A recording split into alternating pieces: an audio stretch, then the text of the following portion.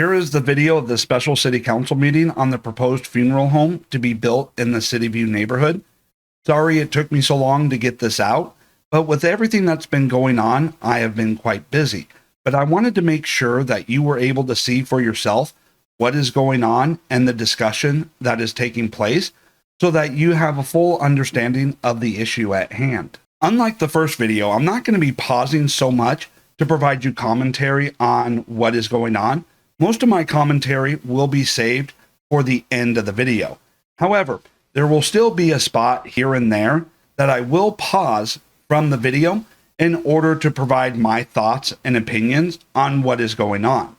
And just like the first video, if you want to see the unedited, no commentary version of the video, that will also be available on YouTube. So without further delay, let's go ahead and watch the meeting. Yes. Grayson? Yes. Roman? Yes. Miller? Smith? Yes. Review of and possible action to remand Board of Adjustment decision.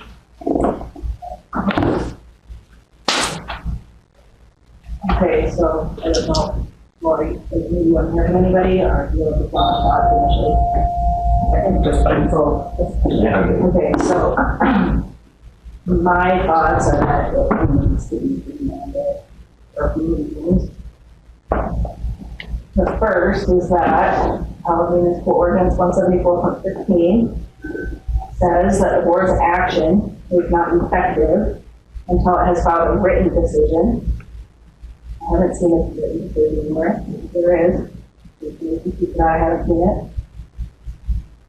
And Could I ask that, can we hear what you're supposed to be saying, or? I can speak up a little bit. Is that what you need? Yes, Yeah, sure. Yep, sorry about that.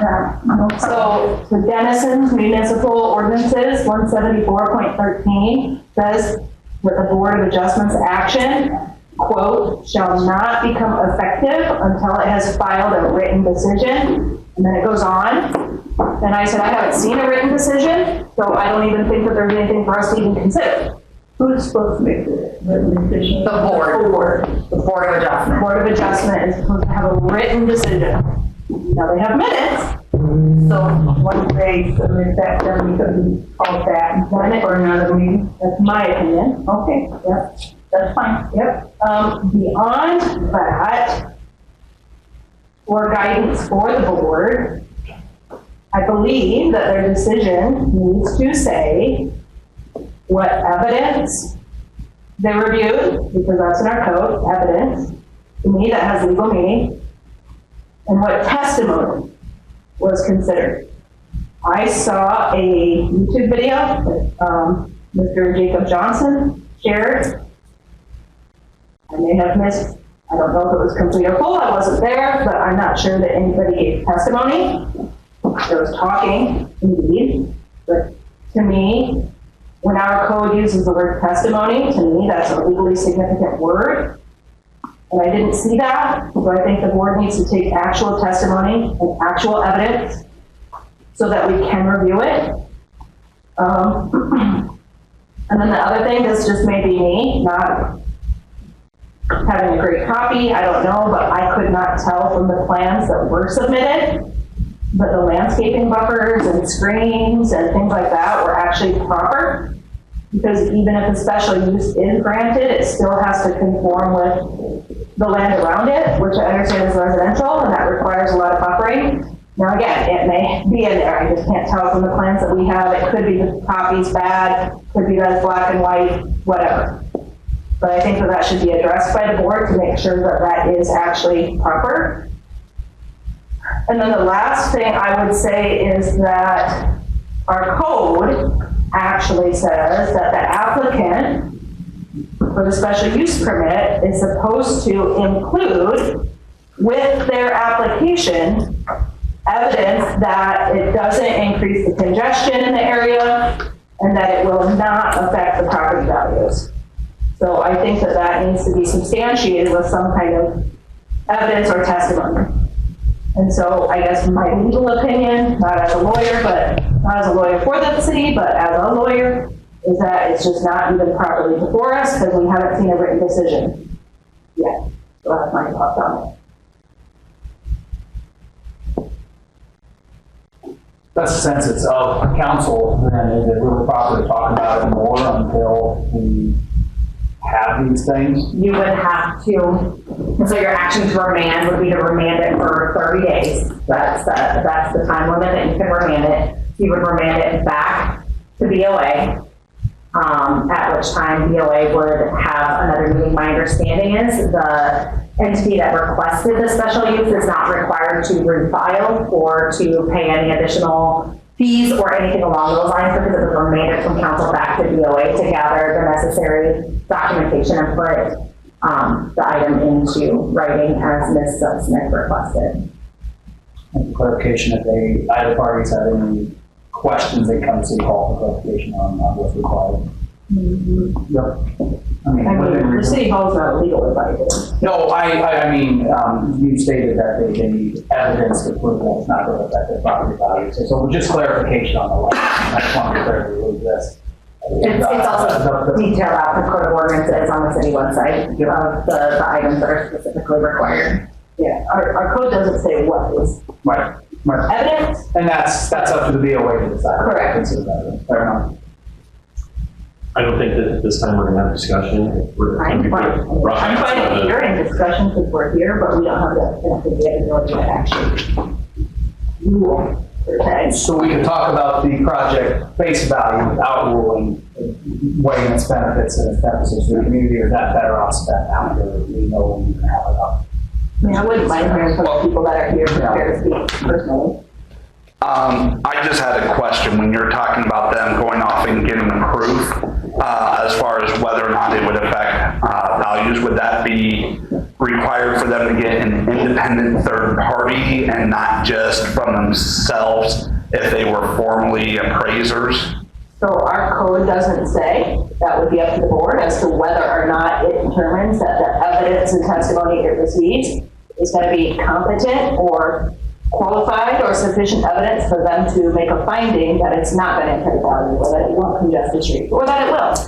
And I think either party could present conflicting evidence to the board and then they have to decide. Okay. And then once we have a final decision in writing, setting forth the reasons, then we can actually review it.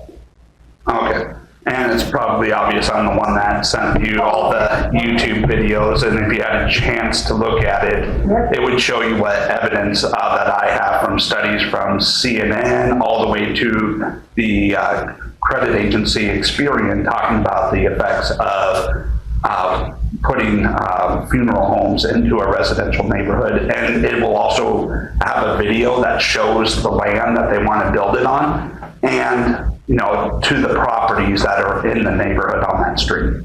That would be evidence you want to take to the BOA board. I don't know that that was presented to the board at their initial hearing. That was more put into the video, correct? However, with this being the third one, I would like to point out that we can't always get the days off of work in order to show up at the board. If you get it to us with ample notice within 24 hours, we can include it in the packet that's given to the board. You know, sending it in at 11 o'clock the night before the meeting doesn't give the board ample time to review the documentation. So if you have evidence, we create packets for the board, and it usually needs to go to the board 24 hours before the meeting. So it'll be posted, people will be notified. You can provide that information to City Hall, and we would put it in the packet for the board. Okay, 24 hours before. Preferably 24 hours, so it gives them time to review it and process it before they have a meeting. Okay. But again, is this something they need to do with every decision they make? Because I don't think we've ever had that. I think the code is the one that we're referring surrounds special use permits, correct? Because there's varying items that the Board of Adjustments would hear. So this is specific to special use items. So any special use variances, anything that the Board of Adjustment is deciding in terms of a variance, a special use permit, or appeal from planning and zoning, they should be doing a written decision. And there's no requirements as to how long it is, you know, which of them signs off on it. I mean, that's all kind of rules of the board. And the reason is because say it's denied, the applicant has a right to appeal that also to the district court. Well, if it gets to the district court, what is it reviewing? It's got to be able to review the evidence and testimony to see if the decision was lawful. So it's almost like, it's like a real administrative agency procedure, like if you've ever been a part of a hearing or work comp hearing or civil rights hearing.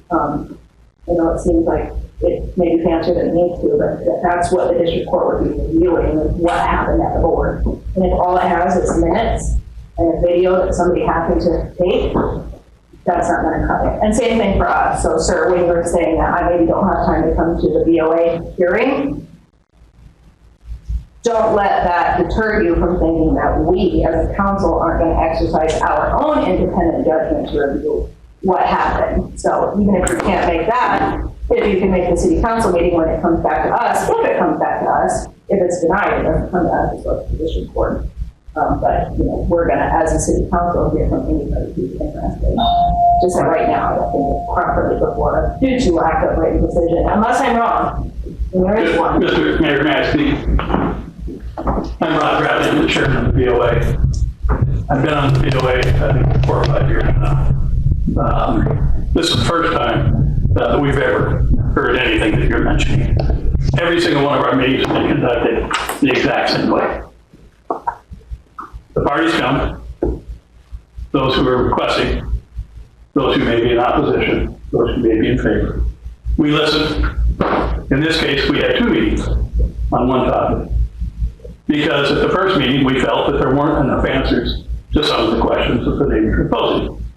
And so we postponed it and said, we think you need to have a meeting with the neighborhood to address some of their concerns, see if maybe we could make this a little easier for folks to understand what you're trying to do. And then they came back to the second meeting and they gave their proposal a second time. They have presented their drawings. Mr. Johnson has presented his arguments. They have presented their arguments. The board heard, I don't know what kind of testimony, we're not swearing people in. They're giving us their opinions. They're giving us what maybe their data. And that's what we're basing our decisions on. No different than the city council has through their entire history. So the BOA is no different. We've heard, we listened, we looked, and the board made a decision. The board's decision was 4 in favor, 1 abstained. The abstention was because that gentleman had worked underneath of one of the property owners in a past life. So I don't know what more you want the board to do. Well, You can send it back to us, so here's but I think we're going to end up in the same place. here's what our code says, Rod, since you guys haven't seen it before, and I haven't either, because I've never had a And case. as far as the written direction, and I'm sorry, and I was going to look if I may speak to that. Yes. As far as the written ruling, those are always done between meetings. So we have a meeting, the board makes a decision, the board then decides why they made that decision, and then it goes into a written form. Every single one of our decisions are in a written form, yay or nay, and then they come back to the board at the next meeting for approval. I wanted to take a time to pause the video right here to analyze what we just heard. And I'm willing to give the chairman of the Board of Adjustments here the benefit of the doubt that he just misspoke. But if he didn't misspeak, let's take a look at the process he outlines for how they operate. And in his own words, he says that they make a decision and then they figure out why they made the decision they did. So we have a meeting, the board makes a decision, the board then decides why they made that decision. As an outside observer, this seems to be a backwards way of doing things. I would have figured that they first would have come together to figure out why they're going to make the decision they are, and then render the decision. Instead, they're saying they decide and then meet later to backfill their reason as to why they made the decision, backfill the justification for their decision. So you tell me, should they know why they make the decision before they do? Or do you make a decision and then backfill the justification afterwards? What is the process we should follow? Excuse me, just like your meetings, or your minutes do for your meetings. So we have our minutes, then we have our written decision. The written decision is sitting downstairs in some clerk's office. It's already been typed. There's no doubt in my mind. It just hasn't been before the board for my signature yet because the board hasn't met yet. So there is a written decision. So what our code says 174.13 says the Board of Adjustment action shall not become effective until it has filed a written decision in the board office describing the action taken, the vote of each member participating therein, and the reason for such action, specifying the manner in which the applicant either satisfied or failed to satisfy each of the applicable standards, conditions, or elements set forth in section 174.10. Decisions shall be filed promptly following the board's action and shall be open to public inspection. So what I'm saying is, and then it says, 174.13 sub 2 says, every variation and exception granted or denied by the board shall be supported by a written testimony or evidence submitted in connection therewith. So I think what you guys should just do going forward is say, hey, we're accepting this as evidence. We're accepting everybody here who's talking, we're accepting that as testimony, or we're accepting that as evidence. And what I'm saying is I haven't seen a written decision in here. Nobody's given that to me. If you look at the minutes, which I have a copy of, and I think you all were given a copy of, that explains the written testimony, or the testimony, if you will. It's no different than me being recorded right now by the city clerk. She's writing down what I'm saying, and he's recording it, which is exactly what occurred at that meeting. We had a clerk, and we had Mr. Johnson recording us. So we have a record of the BOA's meeting. And we have the minutes that have already been typed, and then it gives who voted for what. So that was addressed. Since it uses the terminology or instead of and for written testimony or evidence submitted in connection therewith, would that make any difference? Since we don't have, I mean, arguably a written testimony, but since we don't have that officially evidence submitted in connection. Well, what would be the evidence? Stuff submitted into our Dropbox and our. No, what would be the evidence that was submitted that shows that there's not an impairment of suggestion and not the, Sure. you know what I'm talking about? Property values. Property value, yeah. What was the evidence of that? If it's not testimony, Right. what was the evidence? The only evidence I saw from the video was his evidence saying that there would be an impairment. So And my evidence, Mr. Weiss, who says it would not. that would be Yep. testimony. my evidence comes from CNN Money, Experian, Realtors.com. So I'm using third-party sources that are not myself or have any connection to the property to show what the average decline is, which showed anywhere from 3.9% drop in property values as high as 13% drop in property values, according to Experian, which everyone knows of Experian, as they provide one of our credit scores whenever you go for a loan. Ms. Johnson, I guess my question is if there is the written documentation that Mr. Bradley referred to that goes back to their board for final approval, at that point, would you interest taking the action to remand the decision back to the board until their written document is approved by their board and then can be brought back to council? Let me just go over a minute again here real quick and see if it says a reason for each member's vote. Because that is in our code, that it's supposed to say why each person voted the way they did. And again, that's so that the board can review it and make sure that our evidence actually supports that. I don't know, another board, But it's not including yours, that requires anybody to give a reason why they voted the way they voted. Maybe we can change the ordinance. But that's what our ordinance says.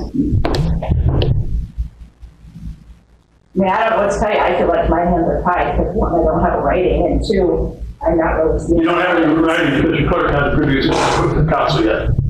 It's downstairs. Okay, well, let's get your board to approve it. If you guys want to adopt that as your minutes, then we'll have to review that and see if it complies with the code. I just think that's legally where we're at, and that's not anything illegal. Somebody feels differently. I mean, certainly there's more of us here that would feel differently. I could certainly be outvoted, but. I think you're arguing I'm going off there's the code. precedent, right? What we've done in the past versus what code is. It's very, very uncommon for something from Right. that working. from a legality standpoint, if it were to ever go that direction, I do not a side of caution. Not that I want to do that, it's just got out quite a while. Discussing risk of making a decision knowing what we know, it seems unnecessary. I don't want to drag. Well, now that we've brought the code up, Right. that just gives somebody else more to come after us with. It's not. Well, I think we owe it to both of the parties to follow our code. That's right there. So speaking of that, is there anyone else for discussion? Does anyone else want to speak? So just the minutes, I have a copy of them here, like Scott and got. So it gives the reason why, after they made their motion, the reason that you would like to see this, one of you, you're welcome to look at my copy. I have it. Where are you seeing The it? final paragraph is kind of bold. Motion by Gravy, seconded by Weaver to approve exception 3. Yeah, I don't see there where it says why. And I Okay, think, all right, well, and because the discussion was, why are we making this, and, might be different for each person. I can't tell you Yeah. looking at that. okay, all right, just, And And I that's think only for special exception permits, right? That's it's not for variances. variances. I might also ask Mr. Mayor that this be sent to city council, the city's legal counsel. He'll give you a definitive answer as to whether or not some of the things we're talking about are legally required by the BOA. I think that's where it needs to go first. Yeah. You stated this, that you are not acting as city council or the council, and so I think we have somebody that we pay to do that.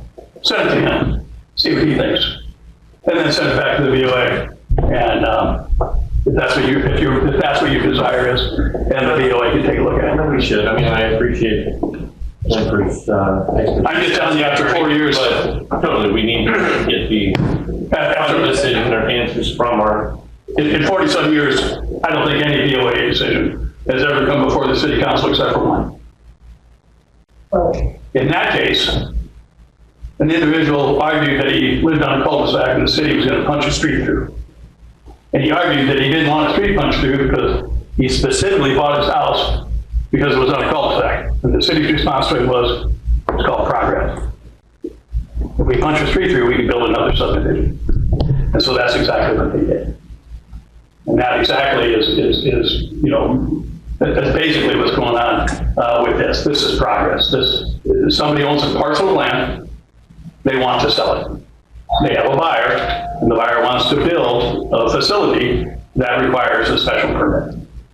Hell with everybody else. No, it's not that. Well, hold on, You Lois. said it was for the benefit of the one buying and the one selling it. No. And you're just avoiding somebody like us that lived there almost 44 years and got paid for, and now we're gonna get the short end of the stick. Yeah, let's So actually. we gotta have one person talking at a time. So I am stopping the video here just to ask a question. And that is, how is the term progress being defined? What determines whether something is progress versus a setback? In this particular situation, we're not talking about a new business that is setting up in the community. We're just talking about a business that is already here, building a new building, and then relocating. Is that the definition of progress? Is that really how we, as a community at large, define progress? And progress for who exactly? And that's another question that we need to have when people just say progress as the justification. If it progress for one person, but it's a setback for several other people, cumulatively, is it still progress or a setback?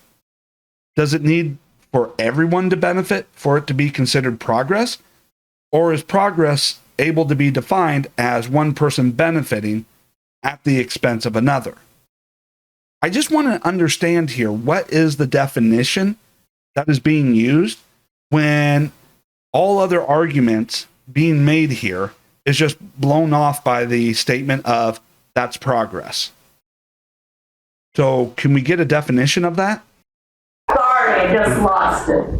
If I could put this into perspective, I did find the answer to the question you brought up in the board about what radius property values could drop.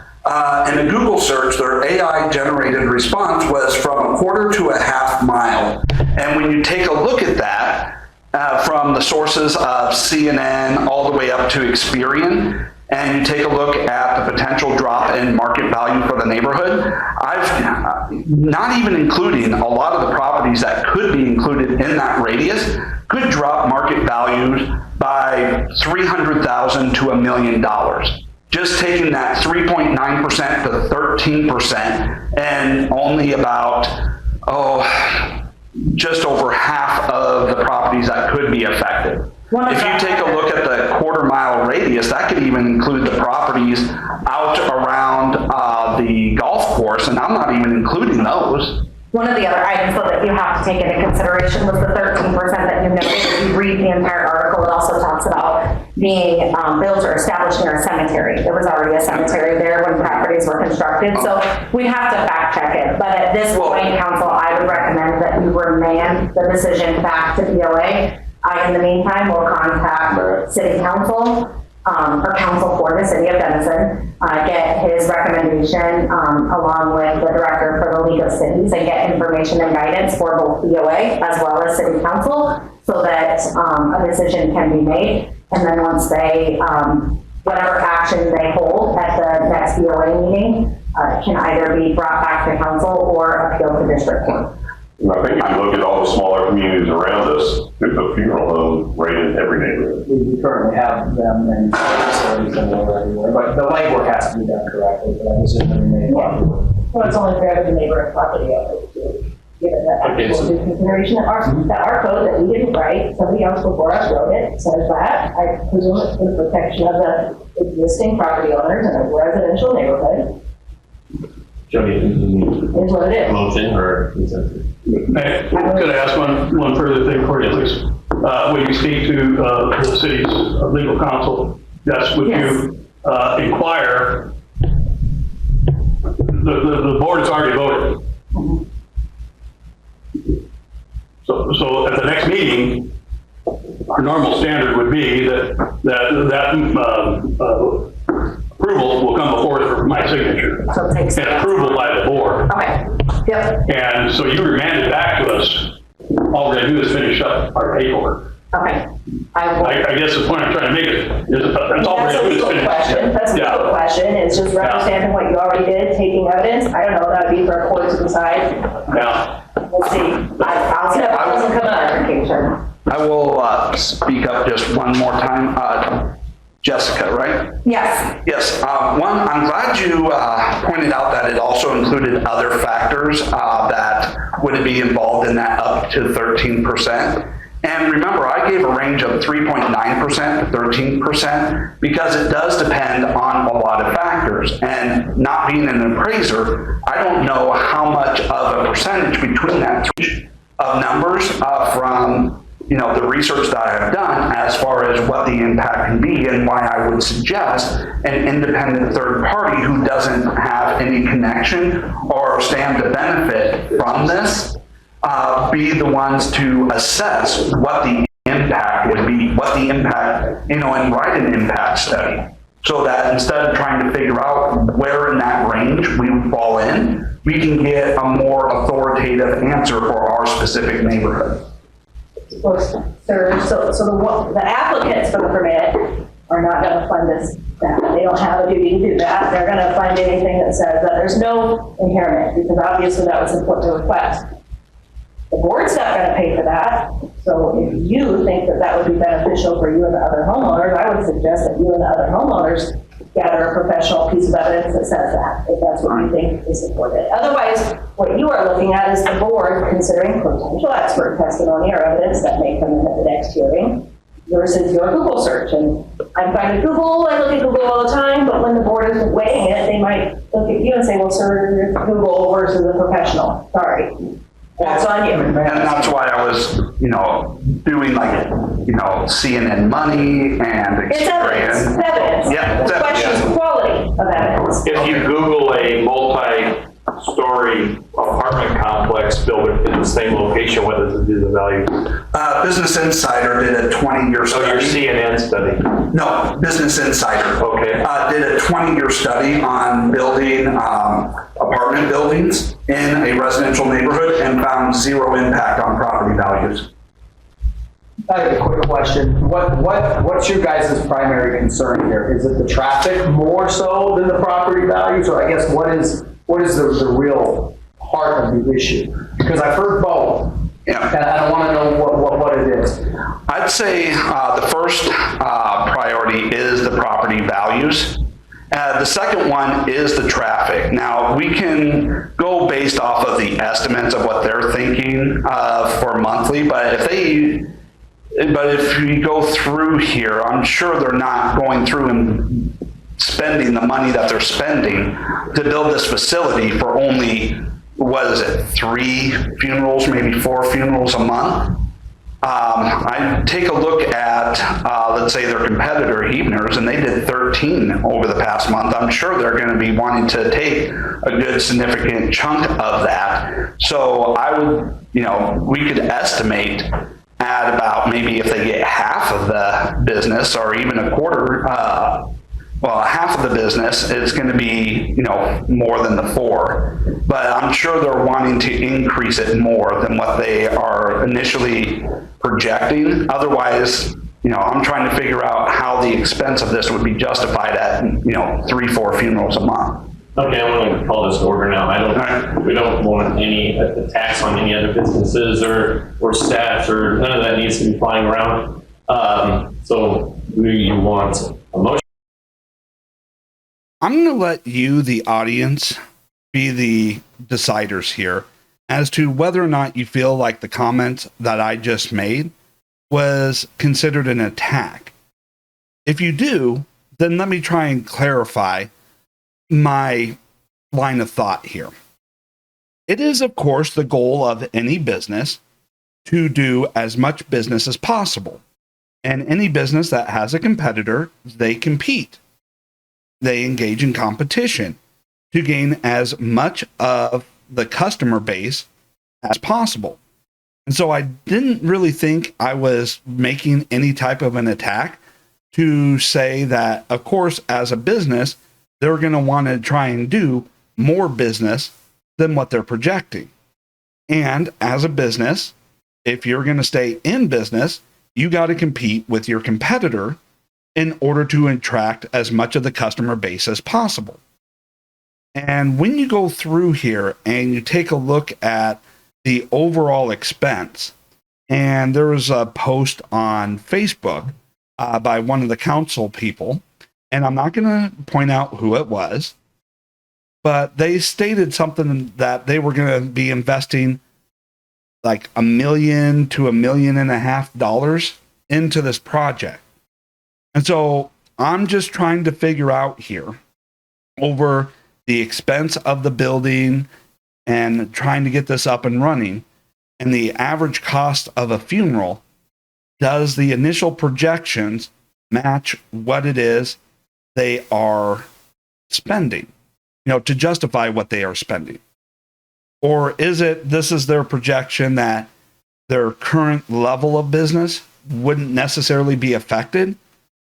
They're just hoping to provide better service. But to me, it seems like, okay, you can give a conservative estimate of what your projected business would be, but as a business, it's only logical, and you figure this out in any business school, that the purpose is to try and gain as much customers, to grow your profits as much as possible. And so I wasn't meaning to attack, if that's how it came off. I was just pointing out the simple reason why people are in business, why you open a business. I was just pointing out the bare basics of what anyone would learn in business school, that, of course, they plan to do more than what they're projecting. But I will let you decide. Was the comments that I was making, was that considered an attack, Or was that considered a realization of business, a basic reality of business and competition? Let me know.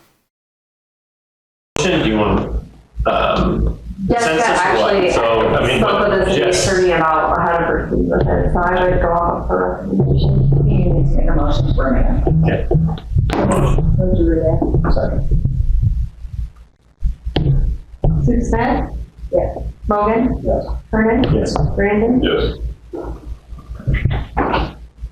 Motion to allow the mayor to sign an agreement for a media safety enhancement, ISE, program between the city of Denison and Iowa Department of Transportation. Yes, Ryan, this one should be fairly easy. If you recall, Ryan reported at the airport that when we have Now that you've had the opportunity to see the entire meeting of city council on the proposal of building the funeral home, it is time to provide my analysis of how the meeting went. And you can decide whether you agree with me or disagree with me. Here's my basic analysis. As someone who is very much into politics, I see this as less of a meeting on the merits of the funeral home.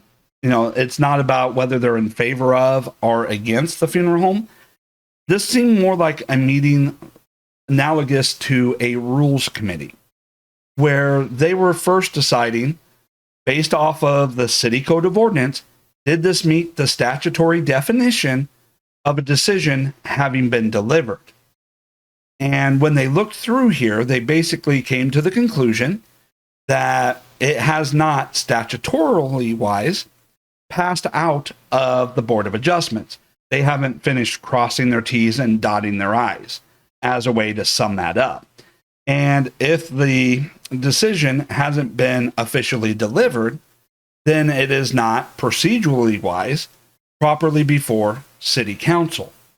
And therefore, they're remanding it back in order for the Board of Adjustments to finish its process to meet the statutory definition of delivering a decision. And once that definition is met, then they'll hold another meeting if they decide to exercise their oversight authority. And it's at that point in time that they will discuss the merits and whether they're in favor of or against. And so this is just kind of a dry reading of the rules and basically making a decision on that. The second part of their decision is, once again, based off of the rules. The rules say you need to provide XYZ. That has not been provided as far as evidence and testimony. And so not only are they ruling that the decision has not met the statutory requirements for having been delivered, but the documentation, or the required documentation, is incomplete. So it really isn't anything to object to in this. There isn't any opinion to be rendered. The rules are what the rules are. And if I would be upset that the rules were broken, shortcutted, or in other ways ignored in order to favor the other side, it would be hypocritical of me then to want to demand that they do the same for me. Right? So we just got to let the process play out according to the rules and see where the chips fall. And this is deliberate. And I know that if you're in a situation, whether you're on the side of wanting to build the funeral home or on the side of against the building of the funeral home, the pace at which this is progressing could be considered frustrating. It's just human nature. But let's recognize that the rules are in place deliberately to slow things down, to make sure that decisions that are made as informed decisions, and that they are, in fact, the correct decision. Now, to go a little bit further into the analysis here, beyond the decision they made, but more to how it seems they came about making that decision. And I do that by taking a look at the body language, the tone of voice, and the overall perception. And all of that is to say, they seem to be generally neutral at this particular point in time. They didn't indicate any bias for or against. Even if they did, though, I'm not sure we would be able to hold that against a particular council member. Because remember, the council is different than the Board of Adjustments. The Board of Adjustments is appointed. City Council is elected. And in this situation, you could have a city council person that I completely disagree with in an example. But that doesn't mean they're not doing their job. They represent a different ward than maybe I live in.